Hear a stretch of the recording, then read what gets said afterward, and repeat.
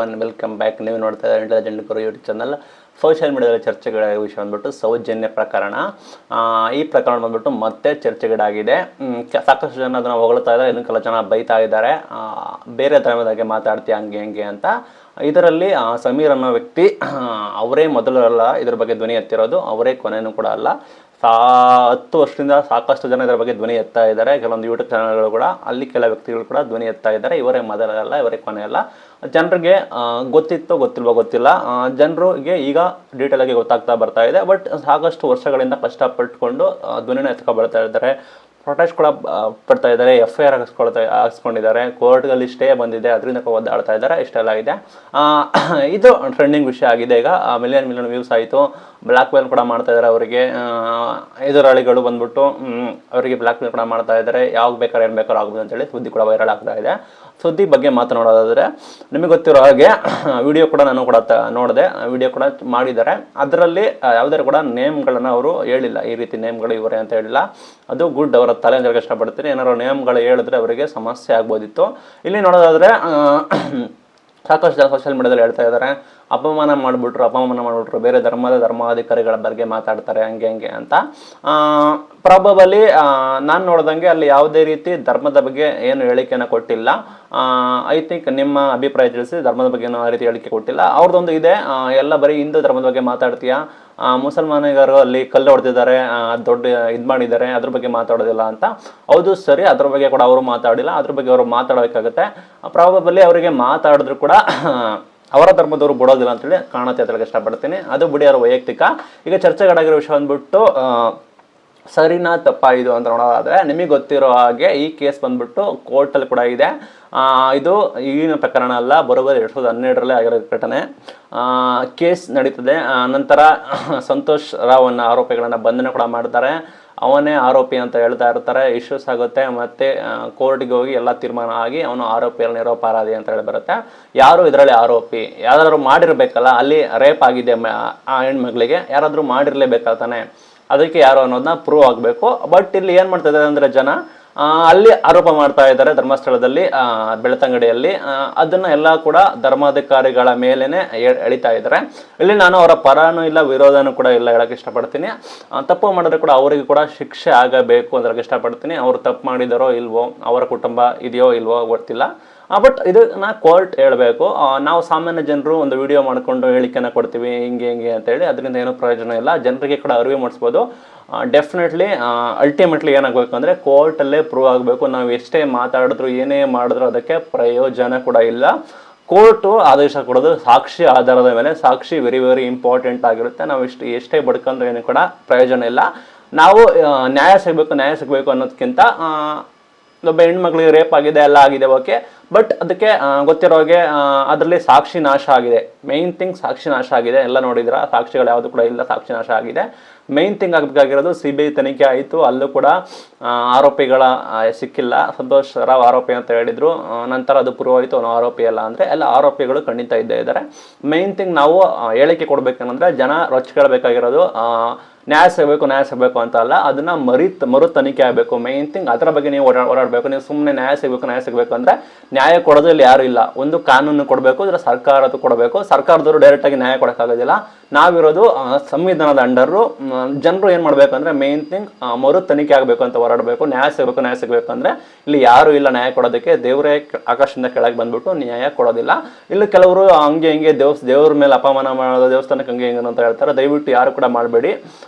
ನಮ್ಮ ಹಿಂದೂ ಸಂಪ್ರದಾಯ, ನಮ್ಮ ಹಿಂದೂ ದೇವರ ಬಗ್ಗೆ ಬೇರೆ ಧರ್ಮದವರು, ಬೇರೆ ರಾಜಕೀಯ ಪಕ್ಷದವರು ತಮ್ಮ ತೆವಲಿಗೋಸ್ಕರ, ನಮ್ಮ ರಾಜಕೀಯ ಇಚ್ಛೆಗೋಸ್ಕರ ಅವ್ರದ್ದು ಒಂದು ಫ್ಯಾಷನ್ ಆಗಿಬಿಟ್ಟಿತ್ತು ಧರ್ಮದ ಬಗ್ಗೆ ಬೈಯೋದು. ಅದೇ ರೀತಿ ನೀವು ಕೂಡ ದಯವಿಟ್ಟು ಯಾರು ಕೂಡ ಆ ರೀತಿ ಅವಹೇಳನಕಾರಿ ಕೊಡಬೇಡಿ. ದೇವರ ಒಂದು ನಂಬಿಕೆ, ದೇವರ ಒಂದು ಭಕ್ತಿ, ಯಾವ ಎಲ್ಲ ಕಡೆ ಈ ರೀತಿ ಘಟನೆಗಳು ನಡೀತದೆ.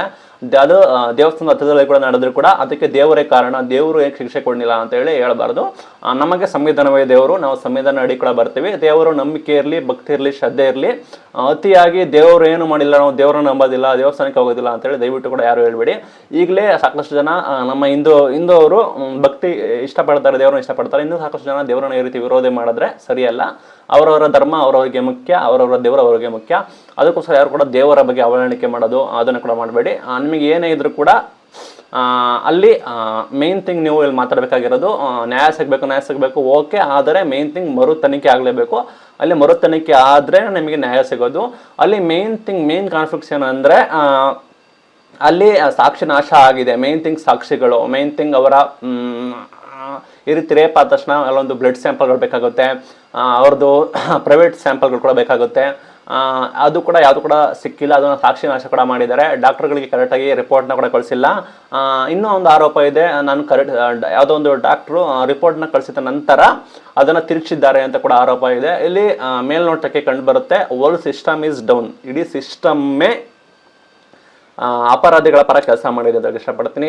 ಇಲ್ಲಿ ನೀವು ಬರೀ ಅವರು ರಿಚ್ ಪೀಪಲ್ ಇದ್ದಾರೆ, ಅವ್ರು ಬಚಾವಾಗಿದ್ದಾರೆ, ಕೊಲೆ ಮಾಡೋರು ಅಂತ ಅನ್ಕೋಬಾರ್ದು. ಓಲ್ಡ್ ಸಿಸ್ಟಮ್, ಪೊಲೀಸಿಂದ ಹಿಡ್ದು, ಪೊಲಿಟಿಷಿಯನ್ಸ್ ಹಿಡ್ದು, ಡಾಕ್ಟ್ರಿಂದ ಹಿಡ್ದು, ಲಾಯರಿಂದ ಹಿಡ್ದು, ಓಲ್ಡ್ ಸಿಸ್ಟಮ್ಗಳಲ್ಲಿ ಏನೇನಿದೆ ಎಲ್ಲ ಕೂಡ ಆರೋಪಿಗಳ ಪರ ಇದೆ. ಹಂಗಾಗಿ ಇದು ಸಾಧ್ಯ. ಸಿರಿವಂತರು, ಶ್ರೀಮಂತರು ಅಂಥವರಿಗೆ ಕಾನೂನು ಕೂಡ ಅನ್ವಯ ಆಗೋದಿಲ್ಲ, ಅಪ್ಲಿಕೇಬಲ್ ಆಗೋದಿಲ್ಲ. ಕಾನೂನುಗಳು ಅಪ್ಲಿಕೇಬಲ್ ಆಗೋದು ಕೇವಲ ಬಡವರಿಗೆ, ಯಾರು ದುಡ್ಡಿಲ್ಲ ಅಂಥವರಿಗೆ. ಎಷ್ಟು ಜನ ರಾಜಕಾರಣಿಗಳ ಮೇಲೆ ಆರೋಪಗಳಿದೆ, ಎಷ್ಟು ಜನ ರಾಜಕಾರಣಿಗಳ ಮೇಲೆ ಕೇಸ್ ಇದೆ.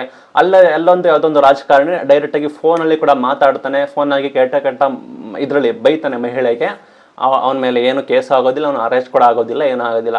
ಇನ್ನೆಲ್ಲೋ ಅವನ ಹೆಸರು ಬರೆದು, ಅವನ ಡೆತ್ ನೋಟ್ ಬರೆದು ರಾಜಕಾರಣಿಗಳ ಹೆಸರು, ಬರೀ ಒಂದು ಪಕ್ಷದ ಅಂತ ಹೇಳ್ತಾ ಇಲ್ಲ, ಬರೀ 3 ಪಕ್ಷದ ರಾಜಕಾರಣಿಗಳು ಕೂಡ ಇದ್ದಾರೆ, ಅವರಿಗೆ ಹೆಸರು ಬರೆದು ಸೂಸೈಡ್ ಕೂಡ ಮಾಡ್ಕೊಳ್ತಾರೆ. ಒಂದು FIR ಆಗೋದಿಲ್ಲ, ಒಂದು ತನಿಖೆ ಮಾಡೋದಿಲ್ಲ, ಏನು ಮಾಡೋದಿಲ್ಲ. ಇಲ್ಲಿ ಕಾನೂನು ಬಂದ್ಬಿಟ್ಟು ಬಡವರಿಗೆ ಮಾತ್ರ. ನಿಮ್ಮ ಹತ್ರ ದುಡ್ಡಿದ್ರೆ, ನೀವು ಪೊಲಿಟಿಕಲಿ ಸ್ಟ್ರಾಂಗ್ ಇದ್ರೆ ನಿಮಗೆ ಯಾವುದೂ ಕೂಡ ಆಗೋದಿಲ್ಲ, ನೀವು ಬಚಾವಾಗ್ಬೋದು. ಅದಕ್ಕೆ ಜ್ಞಾಪನ ಇಟ್ಕೊಳ್ಳಿ. ನಮಗೆ 1000 ಪ್ರಕರಣ ಕೂಡ ಇದ್ದಾವೆ. ಏನಂದರೆ ಯಾರು ಕೂಡ ಅರೆಸ್ಟ್ ಆಗೋದಿಲ್ಲ. 95% ರಾಜಕಾರಣಿಗಳು ಕೂಡ ಅವರದ್ದೇ ಹೆಸರು ಬಂದು, ಅವರದ್ದೇ ಆರೋಪ ಬಂದು, ಡೆತ್ ನೋಟಲ್ಲಿ ಅವರ ಹೆಸರು ಇದ್ರೂ ಕೂಡ ಅಂಥವರು ಅರೆಸ್ಟ್ ಕೂಡ ಆಗಿಲ್ಲ. ನೀವು ಗಮನಿಸಬೇಕು, ಇಲ್ಲಿ ಕಾನೂನು ಬಡವರಿಗೆ ಮಾತ್ರ.